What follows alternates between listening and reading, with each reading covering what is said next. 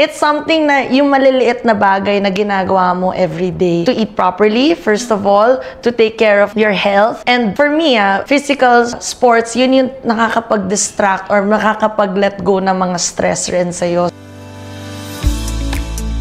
So I get it. Parang sa'yo yung perspective mo is like, no matter what the challenges are, as long as you're taking care of yourself, you're okay. Nung bata ka, go lang ng go, kaya ko to, diba? And then now it's like, teka lang, what are my priorities? Of course, your family, your business, and of course, your community, yun yung pinaka-importante sa akin. Pero nasan ka dun?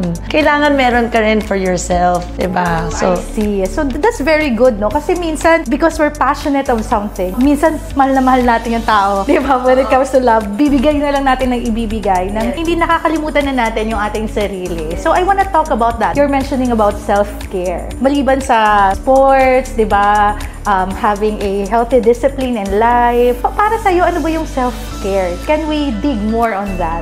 I think self-care, hindi siya parang one time, big time. Like I said na dapat, sige, mag-vacation na lang ako or magpaganda na lang ako, tapos okay. It's something na yung maliliit na bagay na ginagawa mo every day. To eat properly, first of all, to take care of your health. And for me, physical sports, yun yung nakakapag-distract or nakakapag-let go ng mga stress rin sa'yo. So, doing that every day, and of course, talking to your family, connecting to the community, doing some charity work will make you a sense of accomplishment of giving back to people around you. For me, that's self-care by also taking care of others. I like it, di ba? Parang minsan pag iniisip natin self-care, it's just about us and us. But self-care is also loving the people around us. Because when we give, di ba, there is something that feels us. Di ba? Parang may napupuno na hole sa atin. I think na-i-experience mo yan. Lalo na ngayon kasi umiikot ka sa maraming lugar. Sobra. Di ba?